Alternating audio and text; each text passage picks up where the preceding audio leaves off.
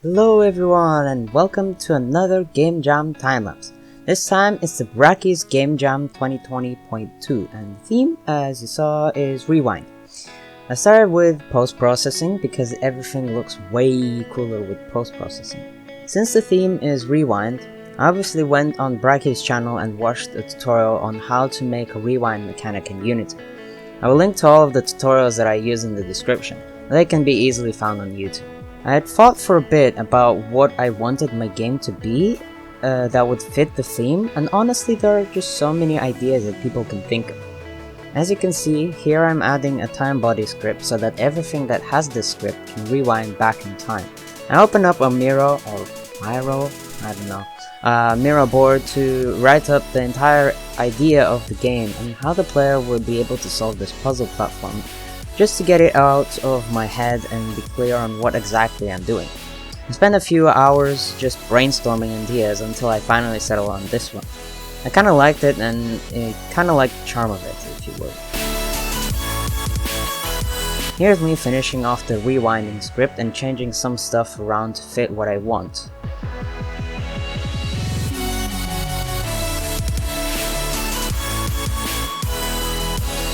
And then testing it to make sure it actually works. Which it doesn't at first because I missed out some small key thing, but I get it working in the end. Time for a first-person controller. I haven't done one of those in Unity for quite a while, so I forgot how one does it here. I did, for some reason, check on my dub project where I made a first-person controller. Link to the game will be in the description, by the way. I've made first-person controllers using rigid body before, but I wanted precise and snappy controls since I'm making a jumping puzzle platform, which I got from watching another Brackeys tutorial on how to make exactly that. This time we're using the character controller. There were a few annoying limitations with it, like the fact that you have to manually apply gravity to it and that it can't interact with other rigid bodies. It just stopped. Here I finally start working on the puzzle part of the game, the levers or levers. No idea how it should be said, but I'll use levers just to not confuse with leather, but you know what I'm talking about. Anyways, levers were the mechanic that I ended up working on and redoing for far too long, and it just kept breaking, and there were so many bugs that would happen when I would want to expand the puzzle. But that's for later. I actually make a few interfaces for the different kinds of mechanics, thinking that that would help me expand in the future, but it kinda sorta became useless. Here I make the interactor, which is the thing that actually interacts. Yeah, I know, it's awesome. I'm really great at naming them.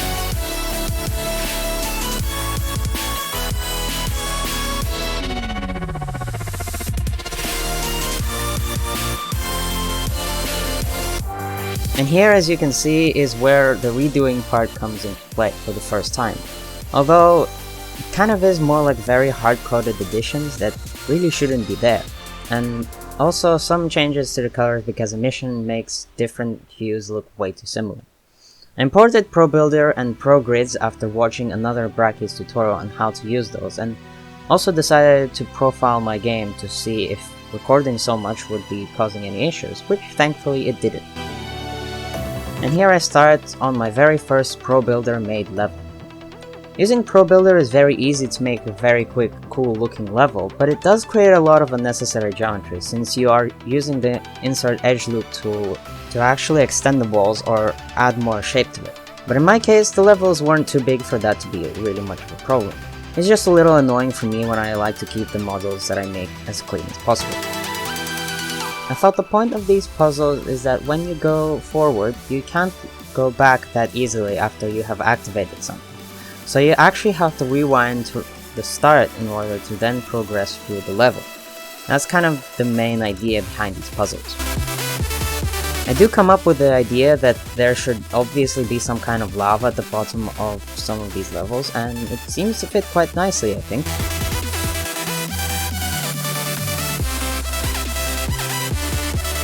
another level where you have to jump across to reach the end. I did think of having some puzzle element to it so that you can't just jump over, but I couldn't think of any.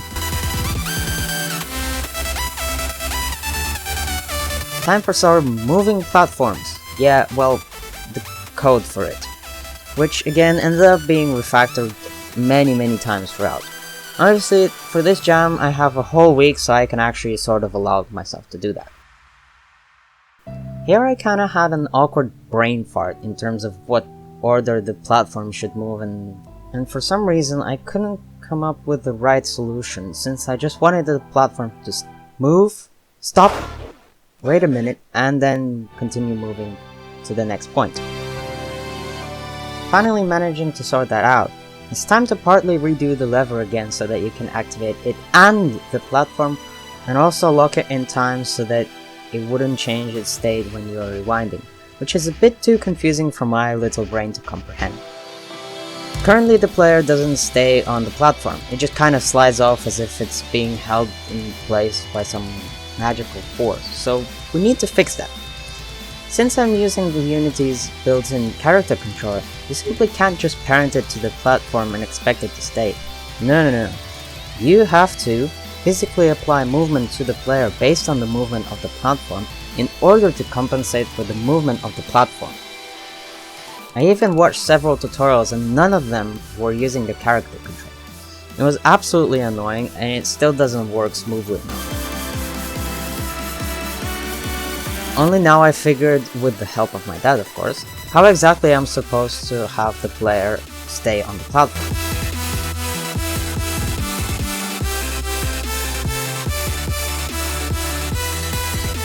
What you see here is what's normally called Unity pain. It was so frustrating I had to speed up the time-lapse even more. And it finally works. Kinda. Time to make toggleable moving platforms, so instead of when you activate it, it moves forever, here you toggle these and they only move between two different points, depending on whether it's on or off. Kinda like the lever, only you can actually be moved with it or it will open a door for you while being the door. Big brain time! All of these recordings are taking up a lot of memory, so when the player finally finishes a level, they should all really just clear all that memory and never need to record it again. Meaning this kind of becomes like a checkpoint for the player and they can't rewind any further back, which I think is quite alright if you ask me.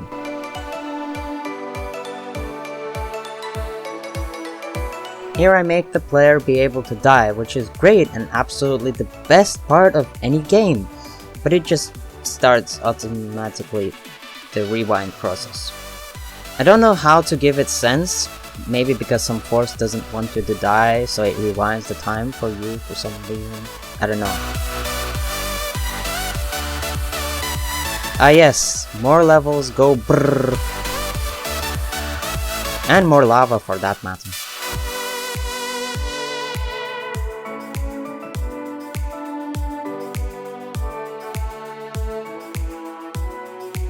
Hey, and we have roof. I kinda was going for this dungeon style feel to it, so adding a roof works just fine. Using the default Pro Builder color is kinda lame, right? Let's make it darker so that it would fit the oncoming neon glowy things, and while we're at it, let's fix the color palette with the help of my sister of course, because this just doesn't work. The best way that I found was to eliminate the colors that I didn't quite like and keep only the ones that fit nicely with the rest.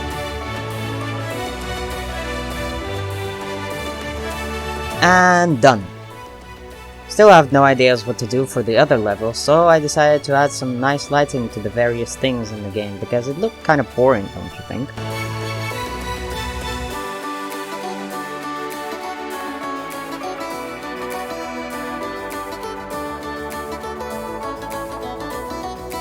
Time to make the door checkpoint thing to give the player some feedback and implement some colors to the game.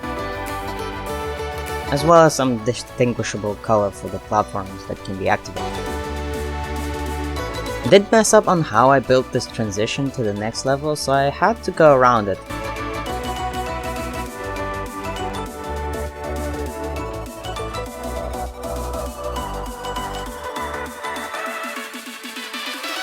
time to add a little bit of UI so that people could see where they are aiming at, and also the rewind icon to make it look fancy. Then I added post-processing for the rewind effect so it actually looks like you're rewinding, and make it into an animator state. And transfer the rewinding activation to a single game object that would control all of them at once, which makes everything more consistent and actually a bit more performant. It does require quite a bit of refactoring though.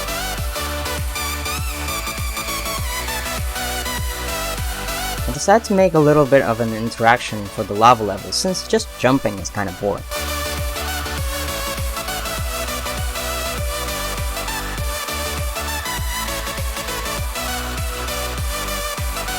Time for some neon decorations around the room since everyone likes neon, Brackeys likes neon, I like neon, so why not add that to the level? And with the help of my sister, I get it looking very nice when they are thinner. And actually green. I tried to add some variety but my sister says it's too eye bleeding, so nah.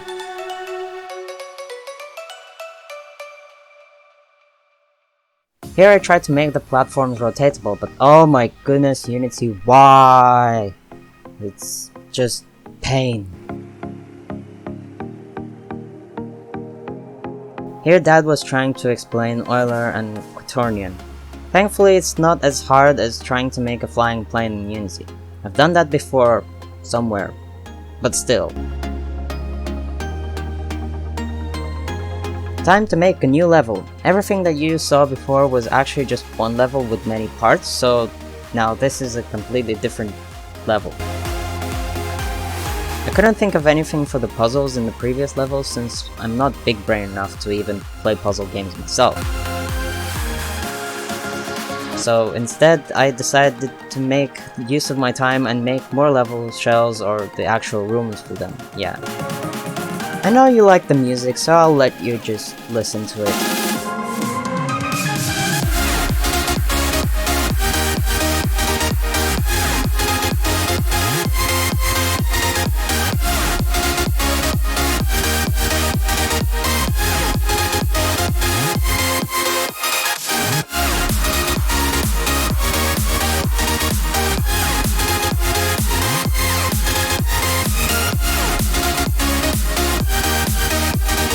The idea for this part was that you had to go to 2 levels, or parts, in order to open 2 doors so that you can go to the next stage, which actually worked out pretty nicely in the end.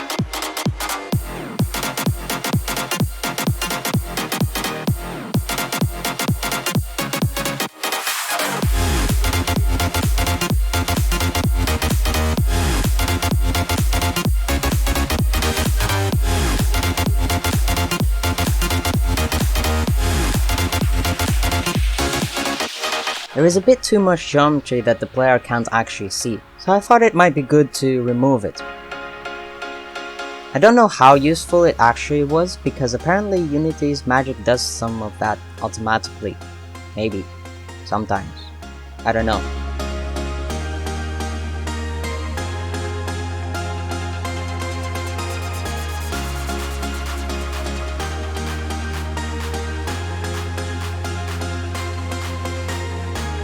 My first level was actually done pretty badly, and there were a lot of overlapping polygons in places, so it took quite a while to actually clean it up.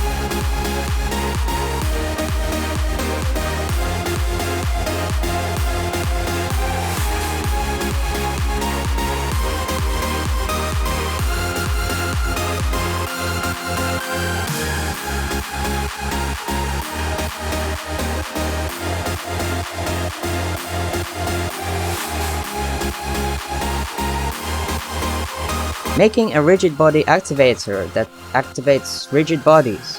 Wow, I know. It even describes itself. Mind-blowing. Yeah, it actually just activates the rigid body whenever I need to.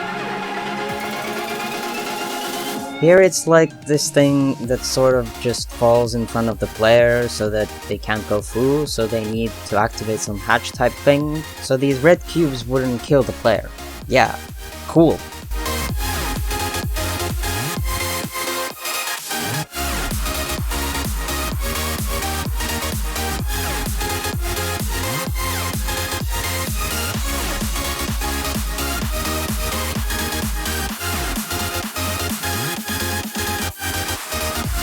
I got 2 days left, and what can I do to make sure I finish the game?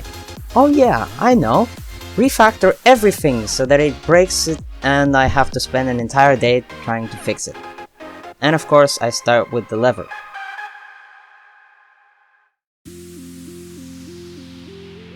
I did have an idea so that you could possibly be able to activate other platforms directly instead of activating them with the lever, but I wanted to have the same script for both of them, so obviously I had to completely scrap the lever script and make a new one. Here's a timing puzzle where you have to switch the platforms off so that you're able to reach them and complete the level. Took a bit of a while, but I got there in the end.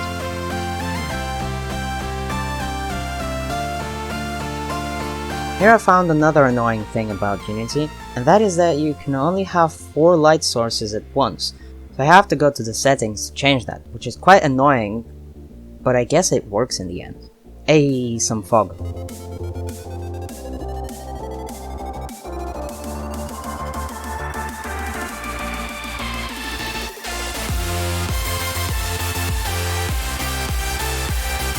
And here comes another part of me redoing the levers. Yeah, I didn't quite think it through.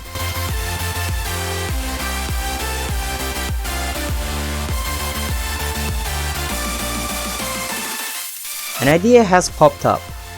Let's make a cool level transition like in Portal 2 or Carlson or something like that, since you want the player to feel like they're going forwards, not just in some random direction. For some reason I decided to make it an animation, but I guess it works alright. Not really expandable since I can only have the transition be 4 blocks tall.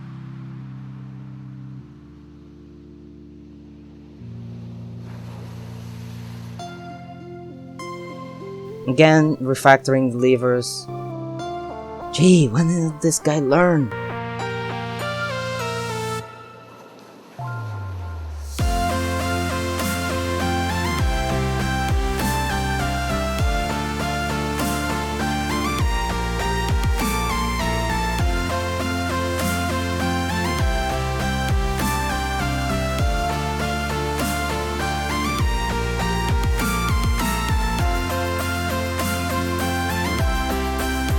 Hey, these are the doors that I was talking about maybe like 10 minutes ago.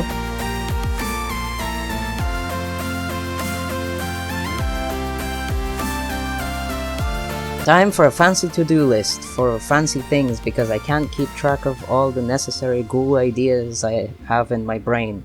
And then I start doing some cool camera animations for the level transition. It's small, but I think it's noticeable. Or even better, not noticeable because it's that good and smooth. Yeah, big brain time.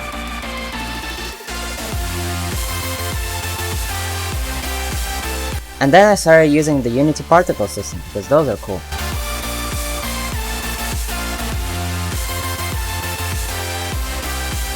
I was thinking of having some sort of teleporting light particles so the player feels cool, you know. I've watched way too much Danny making games. I need some milk.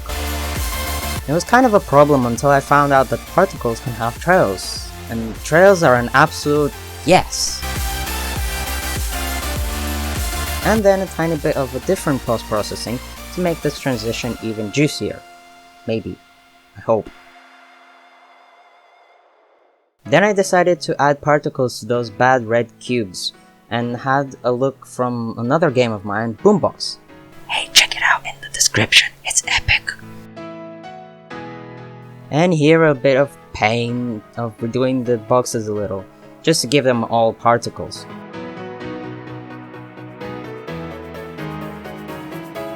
Next on the list was lava particles, and I actually found out that particles can also have light sources while messing around, which was actually quite cool, and it works really well for very hot lava particles.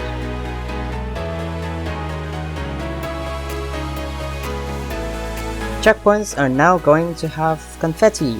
Yeah, I know, it's a brilliant idea.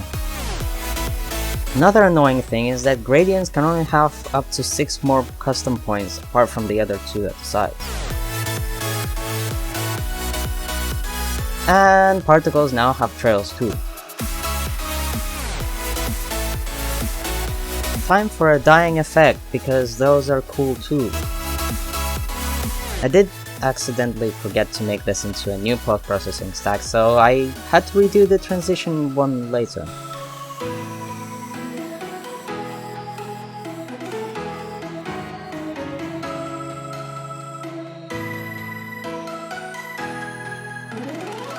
Sound effects! Yeah! Because sound effects are sounds and they're effects and they're really effective.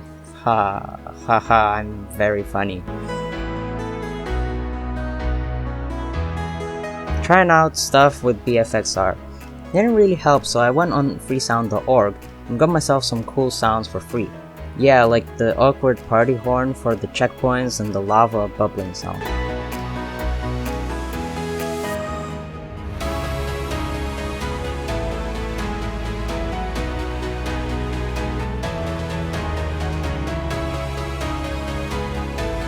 I kinda messed up on the door opening and closing sound because I didn't give space for reverb, so it ends up cutting off too soon.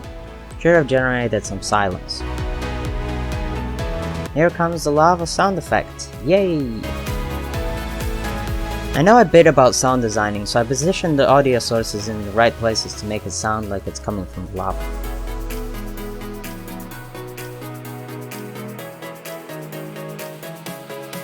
Found the lever sound and then modified it a little to fit the length of the animation that I had for mine.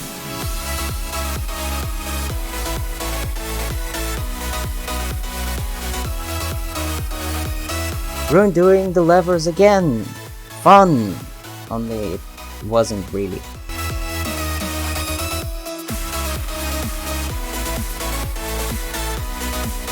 I tried to use Unity's reverb mix with my sound for the shutdown and activation sound, but I couldn't get it to work.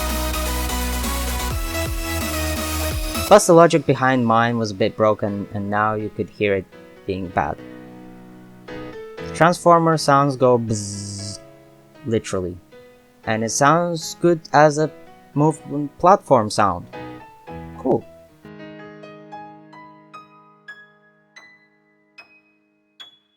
Here I find that I messed up a bit with that post-processing stack, but it's fine, I'll fix it real quick.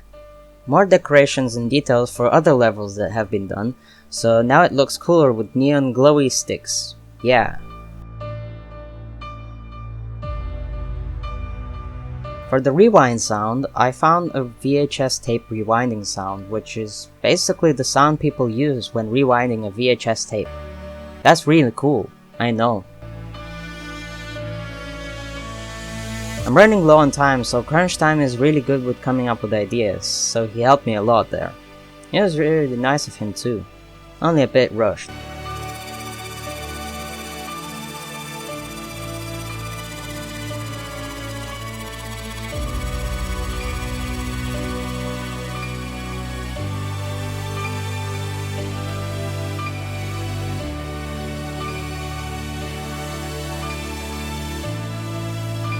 Shadows give pain to frames, so Unity shadows go bye bye. Sad shadow noises. Platforms make an annoying sound when you can't see them, so I only activate them when I go through the checkpoint.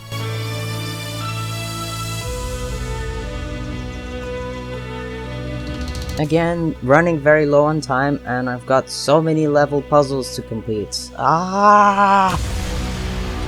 Again, thanks to crunch time, I managed to make them all on time. Now you may be looking and thinking, hey, don't all these levels look kinda straightforward and too linear? And what I say to that is, yeah, I know they're very linear and boring, but I'm not a big brain, so yes, I know, you don't need to tell me. Anyways, I spent the last hours before I go to sleep, and since this jam ends 11 AM, the next day I wake up very early in the morning and have no idea what to do, so I panic and make an invisible wall. So, yeah. I've still got time to implement the directly interactable platform thingy, so I make it yellow to be distinguishable from the rest. I think that's how you English. More lava! Mwahahaha! Now you're all gonna die! Haha, yes. Some more unchangeable moving platforms because those are annoying and we want to annoy people, right? It's a puzzle, they're meant to be anyway, so I just about managed to tie things together with my morning brain and somehow it works and it's completable. Yeah.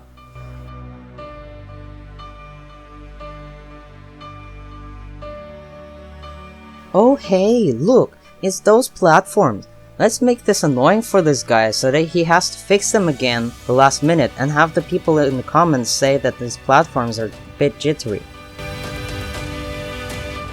Oh, and let's make him restart Unity because he isn't annoyed enough with this game yet. Anyways, I did get that all sort of working and I rushed to make the other levels. I decided to do these levels from the end backwards because then I could think of what the player should do in order to complete the level.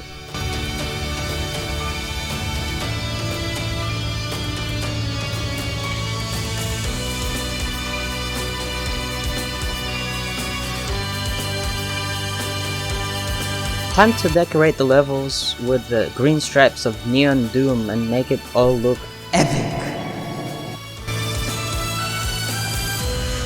Hey, this level now has some content going on and it isn't just a boring empty room of boredom. Nice!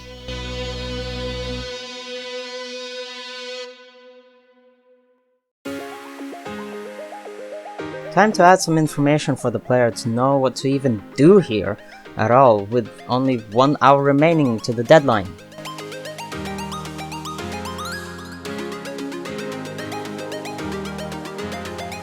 First build of this project and it somehow magically works. Great to know! Now get that game submitted!